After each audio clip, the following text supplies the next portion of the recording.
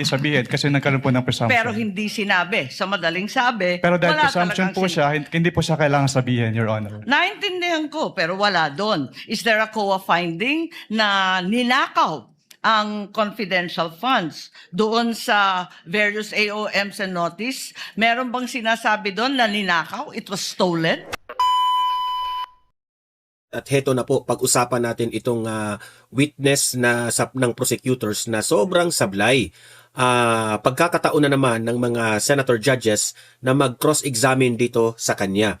At lahat naman ng mga tanong ay medyo itong witness na ito ay hindi direktang makasagot na may ginawang kasalanan po si Vice President Inday Sara Duterte. Yan ang problema natin eh.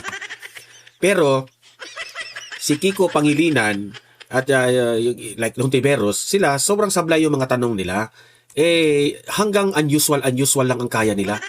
Pero yung mga kasi bias itong mga senator judges na ito itong si Kiko Pangilinan, yan si Hontiveros, halatang-halata na yung mga tanong nila may malis na sasabihin nila na unusual yung ginawa, pero hindi nila ma-establish na meron pong illegal na ginawa yung Vice President. Di ba? So it's very obvious na pamumulitika yung style nila. Pamumulitika talaga eh.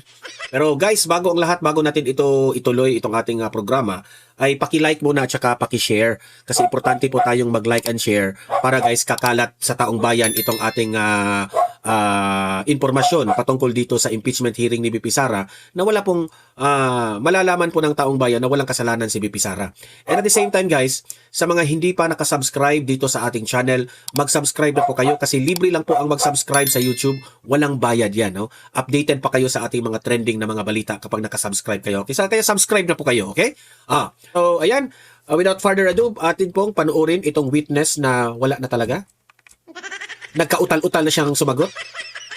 Kasi hindi mapatunayan ng mga prosecutors, no? Hindi matumbok nila na may kasalanan o illegal na ginawa ang Vice President. O heto po, panoorin po natin. Play!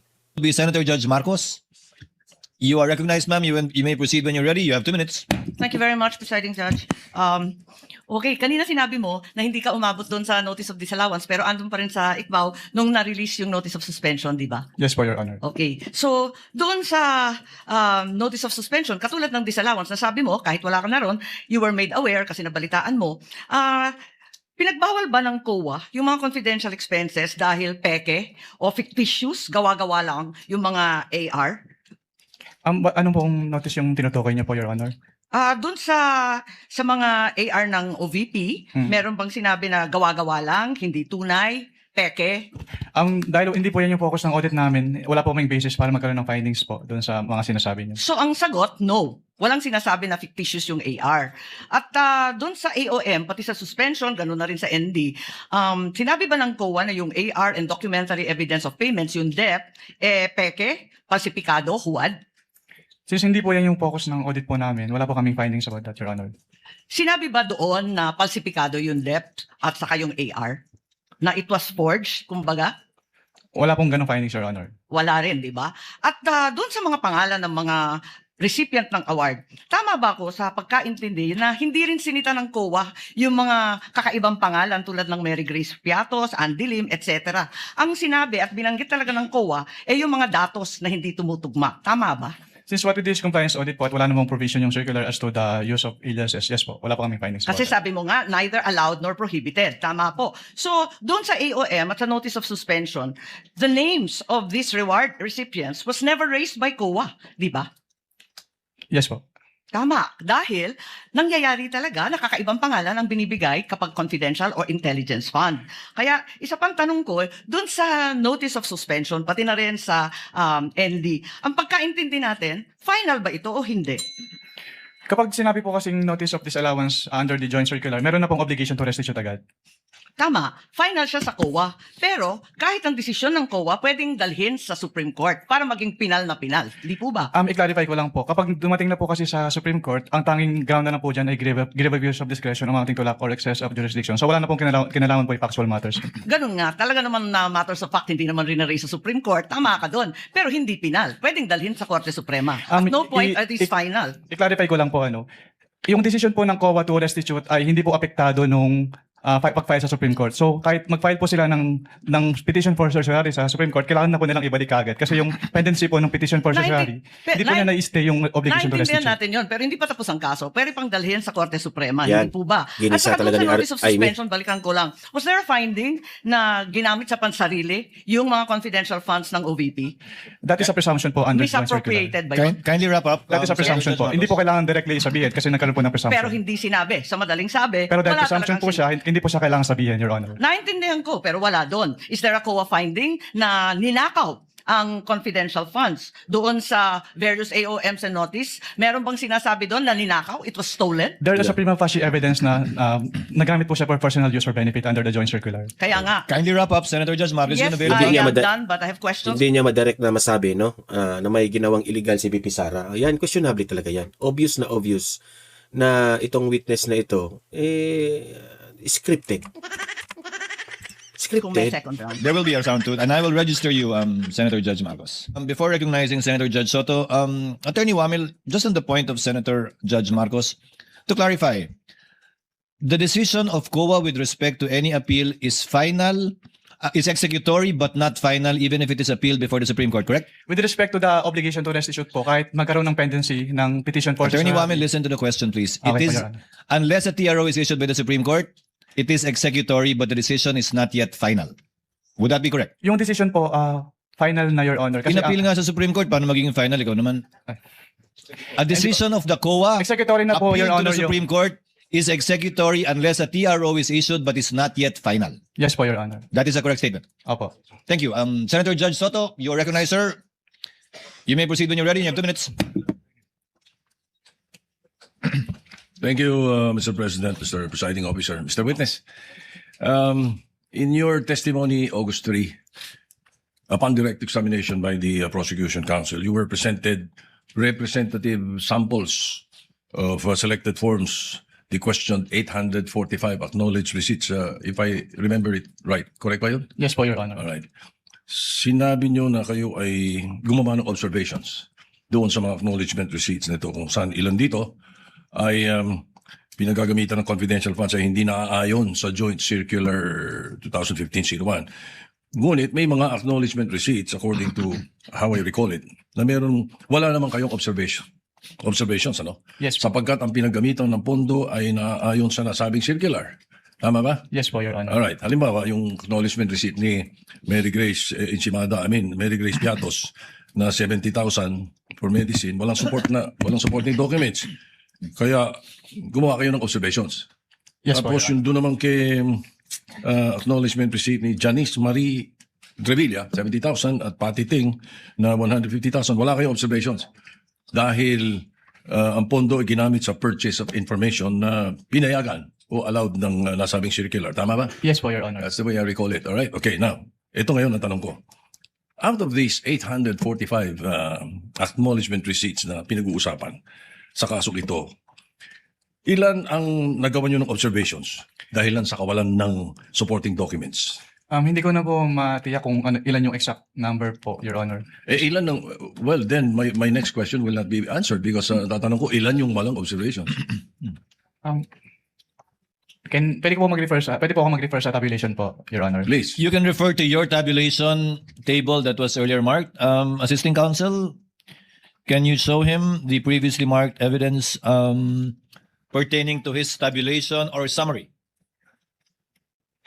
Assisting counsel for the respondent may also approach should he so desire.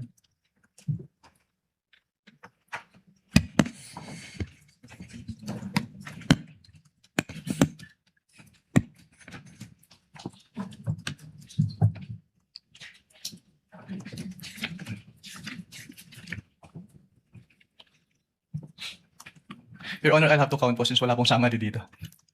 What do you mean? You have to count the 845. Yes po, Your Honor. Wala kang percentage man lang. Since personal notes ko lang po ito, Your Honor, at raw tabulation lang po siya. So you would not have a... gaano katagal nga abutin niya kung bibilangin mo? Kasi my next question actually would be, magkano ang total noong meron kayong observations? At magkano yung wala?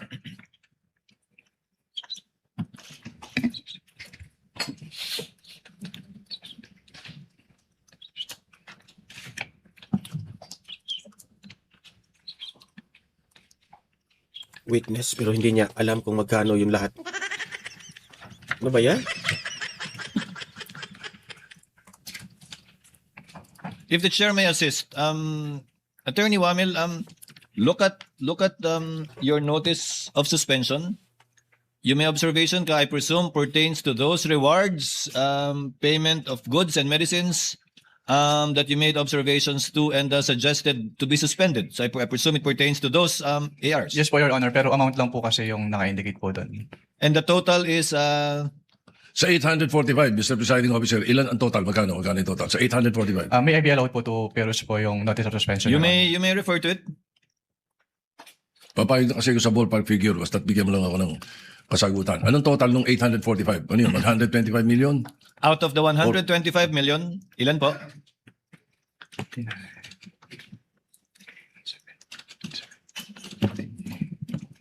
Your Honor, please.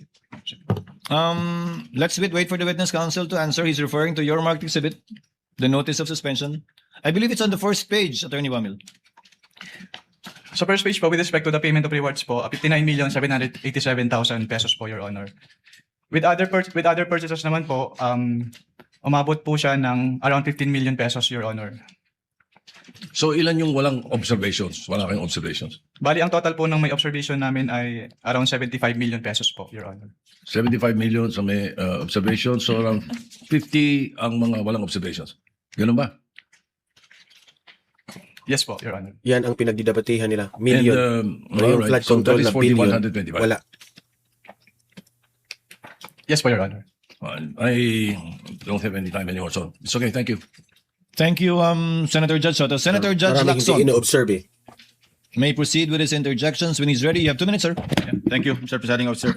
Good morning, Attorney Wamil. Good morning po, Your Honor. Kindly refresh my memory, no? Kasi ang pagkaalam ko, sa paggamit ng intelligence saka confidential fund, hindi lamang sa pinapayagan o hindi pinagbabawal ang paggamit ng alias, kundi necessity for practical reasons, di ba? Yes po, Your Honor. And idadivert lang yung totoong tao na sa likod ng mga alias kapag declassified na o tapos na yung tinatawag na confidential or intelligence operations. Tama, di ba? Yes po, Your Honor. So ang tanong ko, meron ba kayong, wala ba kayong efforts na alamin kung sino yung mga nasa likod ng mga aliases na sinabit sa inyo? Since document-based lang po kami, Your Honor, hindi na po. Wala po kami. Yan ang susunod yung tanong. Bakit paper audit lang kayo? Wala kayong physical? Parang bitin yung inyong pagsasagawa ng audit. Kasi paano nyo malalaman kung legitimate yung pumirma doon sa acknowledgement receipts kung hindi nyo inaalam kung meron bang totoong tao na nasa likod noong mga aliases na yon? Opo. Since what we do po in ICFAO po is compliance audit lang po, Your Honor. So kung ano lang po talaga yung provisions na nasasaad doon sa joint circular, yun lang po talaga yung ginagawa namin, Your Honor. That brings me to my next point. Baka pwedeng i-recommenda mo na i-amend nyo yung inyong JMC. Kasi parang bitin. No? In fairness to the concerned offices or persons na ino-audit, dapat kumpleto yung due process, hindi ba? Yes po, Kasi Your kung paper lang, magre-rely lang kayo sa mga submission, hindi nyo inaalam, you don't go further than that, di ba?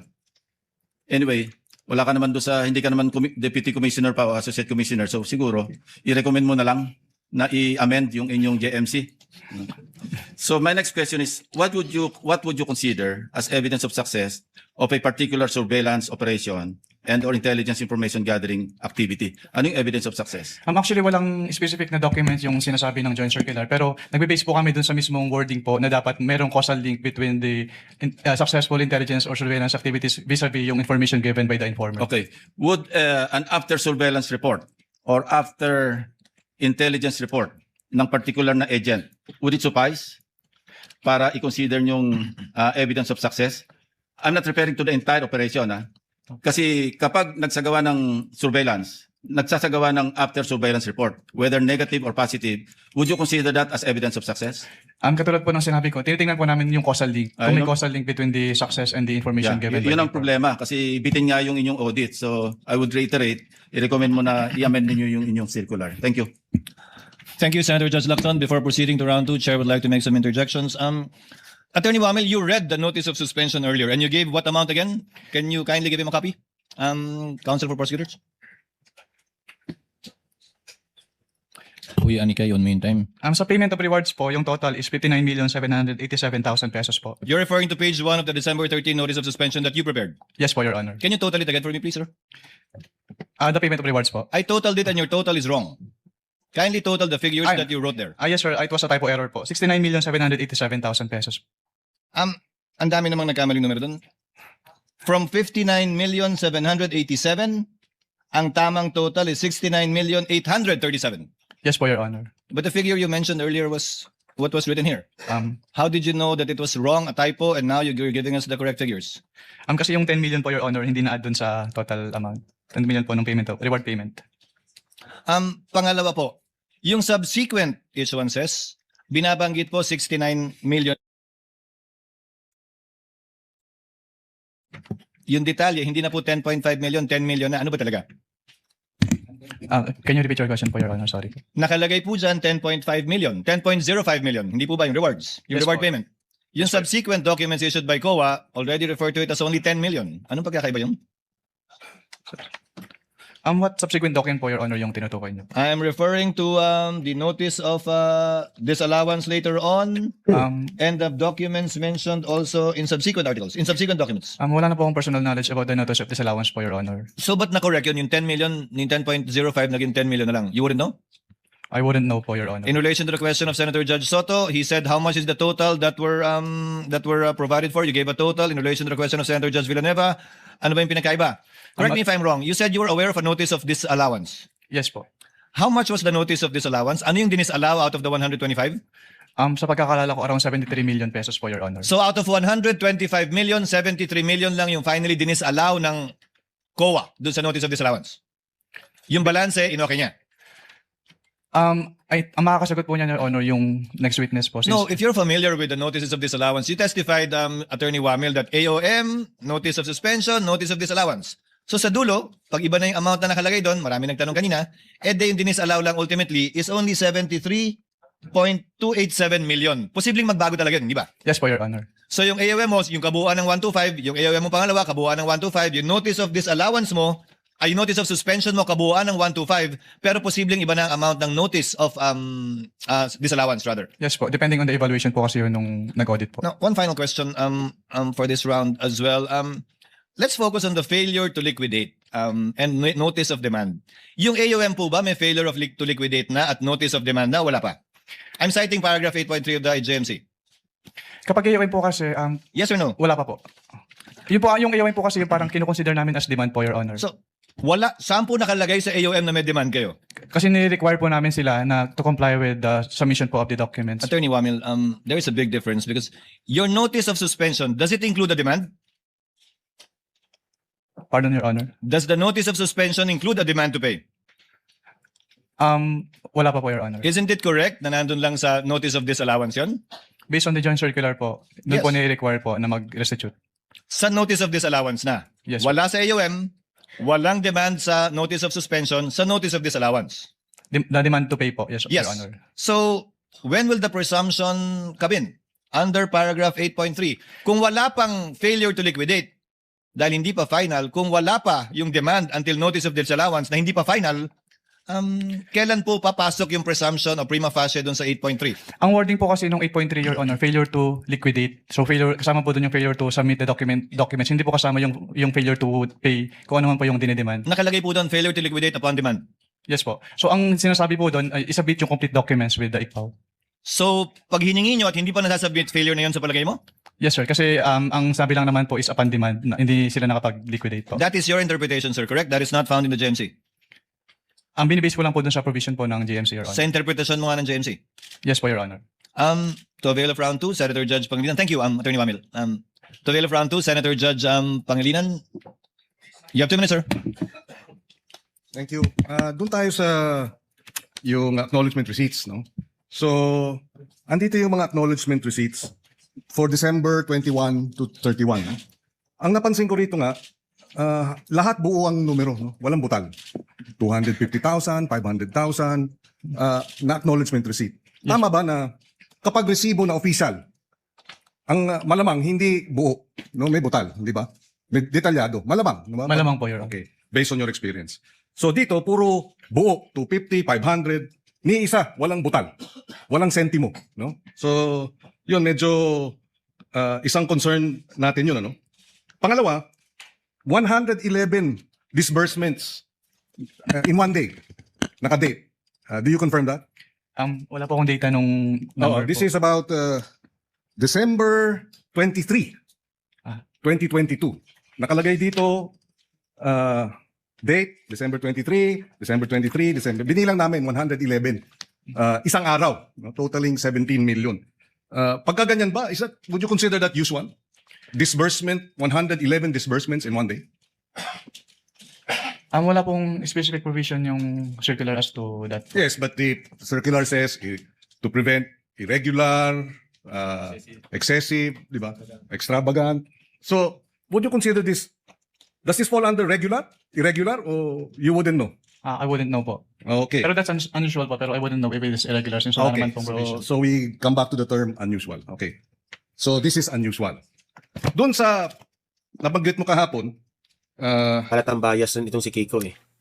yung mga usapin tanong ng niya. meeting ninyo, yung audit query, nabanggit nyo na hiningi, di ba nagka-meeting kayo, nagkaroon ng audit Nagka-meeting query, naman yung hinihingi unusual, ang audit unusual query niya. sa halip na AOM, tama? Yes po, Your Honor. Okay. At hindi kayo pumayag? Yes po, since wala naman po siya doon sa aming joint circular, Your Honor. Kung pumayag kayo, na wala sa joint circular at nagbigay kayo ng audit query na hinihingi ng OVP, would you be violating the joint circular? Yes po. Kaya So- hindi po kami nagbigay, Your Honor. In other words, an audit query would be a violation of the joint circular, tama? Hindi lang po siya sanction, Your Honor. So, Yes. Hindi po siya part nung ini-issue namin. Okay. Pero hindi nga part. Pero kung ginawa nga ninyo, based on your experience as auditor, you would be violating your own issuances. Yes po, Your Honor. That's why you refuse to give the audit query as requested and instead, tinuloy nyo yung AOM. Last question, Mr. Kindly wind up. Yes, last question. Binanggit mo na hindi tinanggap yung AOM nung inisyu ninyo, tama ba yun? Yes po, Your Honor. Bakit? Alam nyo ba kung ba't hindi tinanggap? Dahil walang authorization, tama ba yun? Yes po, wala daw po mag-receive. Ganyan ba dapat? Ganyan ba ang kalakaran pagka ang isang ahensya ng pamahalaan ay binigyan niyo ng AOM? Nangyayari ba yan na hindi tinatanggap ng ahensya? Yan po yung first time na nangyari po, Your Honor. So, that's unusual. Yes po, that's unusual po. No further Tingnan niyo ang tanong niya ni Kiko ha. Ipinamukha niyang malaki ang ginawa ni BP Sara na unusual yun eh. Kasi first time yun nangyari. questions, Mr. President. Thank you, Senator Judge Pangilinan. Before Yun lang ang kaya nila pero hindi nila kaya na napatunayan na merong ginawang illegal yung Vice Presidente. proceeding to the other round 2 availers, Chair would like to recognize Senator Judge Zubiri, who will be availing of his first round to make his interjections. You are recognized, sir. You may proceed when you're ready. You have 2 minutes. Thank you very much, Mr. Presiding Officer. Magandang umaga po, Attorney. Good morning po, Your Opo. Honor. Ito, broad strokes lang po ito, Mr. Presiding Officer, to my dear colleagues. Kasi sa iyong pananaw, dito sa findings ninyo, napapakita ba na may possibility of misuse and abuse of government funds on confidential and intelligence funds? There is a presumption po, Your Honor. Yes. And hindi lamang to para sa opisina ni OVP, di ba? I'm sure sa tagal mo, sa iyong karanasan bilang investigator ng COA, ganito din ang findings mo sa maraming mga ahensya.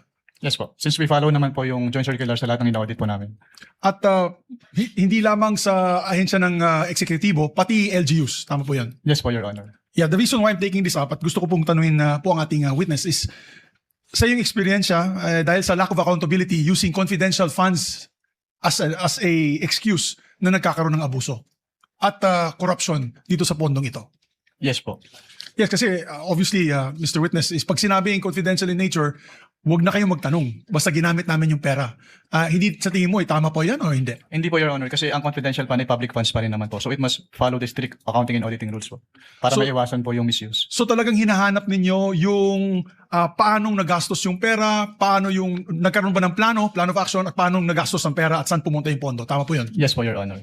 Dito po sa case ni OVP, sa Office of the Vice President, meron ba ganung klaseng plano? Meron ba ganung klaseng accounted use of the funds? Since ang audit po namin ay document-based, so nagbe-base lang po kami dun sa sinasubmit sa amin. So kapag hindi po properly liquidated, meaning hindi submitted lahat ng documents or yung documents ay hindi compliant dun sa requirements ng joint circular, nagkakaroon po ng presumption na yung amount is put to personal use or benefit po. Yes, kasi nung ako po yung naging Senate President for 2 years, we had access to the reports of confidential and intelligence funds. And in these reports, makikita po natin one particular agency talagang detalyado. Ito po ay panggamit sa buy-bust operation ng drugs. Ito po ay nabigay sa informant. Ito po ay nabigay sa mga tumulong paghahuli nitong mga tao ito. Ayan ba'y ganun din po nakita ninyo sa OVP, use of confidential funds? Pwedeng pa ulit po ng tanong, Your Honor. Sana mabigyan po ako ng leeway ng ating presiding officer. Basically, nung ako po yung naging Senate President, yung confidential intelligence funds ay dinadala dito during budget hearing. So, para ma-review po ng Senado. Ang ginawa ko po, nung ako po yung Senate President, binuksan ko po ito sa majority at minority. As a matter of fact, Senator Risa Ontiveros, Senator Coco Pimentel was the minority leader then. Binuksan po natin yan para makita ng lahat yung paggamit nitong confidential and intelligence funds through the reporting of the different agencies. May mga ahensya na makakapal ang mga sinabmit sa Senado para makita kung gaano nila o paano nila ginamit yung pera. Dito ba po sa Office of the Vice President, ganun din ba po kadetalyado ang report na binigay po sa COA o nakita ng COA sa paggamit ng mga pondo nila? Hindi po, Your Honor. Hindi po. Opo. Okay, and the reason why, and I'll end this as a statement, the reason why we need to really curtail the use of intelligence and confidential funds on the possibility of abuse, and not only on the Office of the Vice President. This also goes to all agencies of government. Kaya limitado na po sa armed forces na lang yung ating confidential funds tuwing nag-approve po tayo ng budget. At kasama na po dapat dyan yung LGUs. Dahil yung LGU po ay matindi din ang pag-abuso ng kanilang confidential intelligence funds. Tama po yan, Attorney? Under your experience. Yes po. Kulang po yung safeguards, Your Honor. Maraming salamat po. Thank you. Okay, so yun po ang mga senator judges, yung time nila na makapag cross-examine dito sa wamil na testigo ng prosecutors. At kung mapapansin mo doon, talagang there are senators na nagtatanong na halata na bias yung mga tanong na kung saan ipamumukha nila na may kasalanang ginawa si BP Sara. Pero hindi nila ma-establish kung meron talagang illegal na ginawa si BP Sara. Okay? So kayo mga audience ko dito sa Donmar TV, paki-like, paki-share itong video natin. Libre kayong mag-comment, mag-react sa inyong opinion at babasahin natin yan sa comment section ha. Mag-comment kayo. Like, share